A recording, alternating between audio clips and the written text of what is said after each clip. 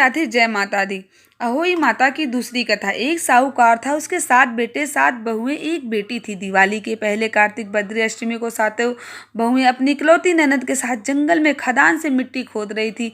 वहीं स्याहू माता बोली कि अब मैं तेरी कोख बांधूंगी। तब ननद अपनी सातों भाभियों से बोली कि अब तुम मेरे बदले अपनी कोख बांध लो। तब भाभीियों ने कोख बंधवाने से इनकार कर दिया, परंतु छोटी भाभी सोचने लगी, यदि मैं कोख नहीं बंधवाऊंगी तो सासू जी नाराज हो जाएंगी। ऐसा विचार करके ननद के बदले छोटी भाभी ने अपनी कोख बंधवा ली। इसके बाद उसके जो लड़का होता 7वें दिन मर जाता। एक दिन उसने पीड़ित पंडित बुलाकर पूछा, मेरी संतान 7वें दिन क्यों मर जाती है? तब पंडित ने कहा, तुम सुरही गाय की पूजा किया करो। सुरही गाय स्याहू माता की भाईली है, वह कोख छोड़ तेरा बच्चा जिएगा। इसके बाद से वह बहु प्रातः काल उठकर चुपचाप सुरही गाय के नीचे सफाई आदि किया करती थी। गौ माता बोली कि आजकल कौन मेरी सेवा कर रहा है, सो आज देखूंगी। गौ माता खूब तड़के उठी, क्या देखती है कि एक साहूकार के बेटे की बहू उसके नीचे सफाई आदि कर रही है। गौ माता उससे बोली क्या मांगती है? तब साहूकार की बहू बोली, स्याहू माता तुम्हारी भाईली है और उसने मेरी कोख बांध रखी है, सो मेरी कोख खुलवा दो। गौ माता ने कहा, अच्छा। तब तो गौ माता समुद्र पार अपनी भाईली के पास उसको लेकर चली। रास्ते में कड़ी धूप थी, सो वो दोनों एक पेड़ के नीचे बैठ गए। थोड़ी देर में एक सांप आया और उसी पेड़ पर गरुड़ पंखनी पक्षी का बच्चा था, उसको डसने लगा।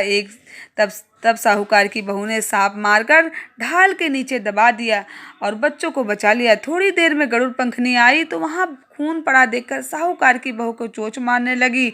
तब साहूकार ने बोली कि मैंने तेरे बच्चे को नहीं मारा, बल्कि सांप बच्चे को डसने आया था। मैंने तो उससे तेरे बच्चे की रक्षा की। यह सुनकर गरुड़ पंखनी बोली कि मांग तू क्या मांगती है?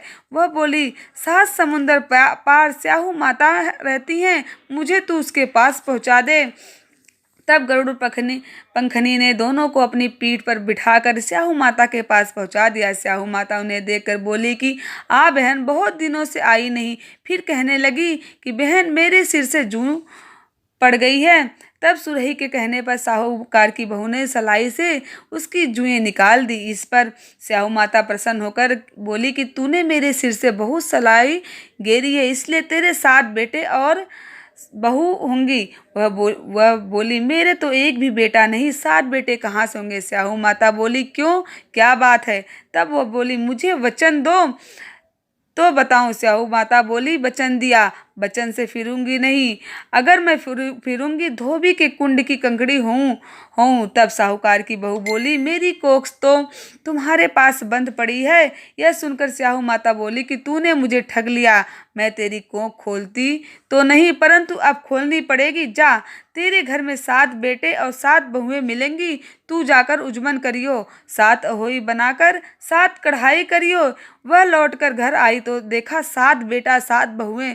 वह खुश हो गई। उसने 7 अहोई बनाई, 7 उजमन किया तथा कढ़ाई की। दिवाली के दिन जेठानियां आपस में कहने लगी कि जल्दी जल्दी धोके पूजा कर लो, कहीं छोटी बच्ची बच्चों को याद करके रोने लगेगी। थोड़ी देर बाद उन्होंने अपने बच्चों से कहा, अपनी चाची से जाकर देख, चाची के घर जाकर देख आओ कि आज वह अभी तक क्यों नहीं आई। बच्चों ने जाकर कहा कि चाची तो कुछ मार रही हैं, खूब उजमन हो रहा है। यह सुनते ही जेठानियां दौड़ी दौड़ी घर आई और जाकर कहने लगी, तूने कोख कैसे छुड़ाई? वह बोली, तुमने तो कोख बंधाई ही नहीं, सो मैंने कोख बंधा ली। अब स्याहू माता ने कृपा करके मेरी कोख खोल दी। स्याहू माता ने जिस प्रकार उस साहूकार की बहू की कोख खोली, इसी प्रकार हमारी भी कोख खोलियो। कहने वाले और तथा सुनने वाले तथा सब परिवार के को खोलियो। बोलो अहोई माता की जय।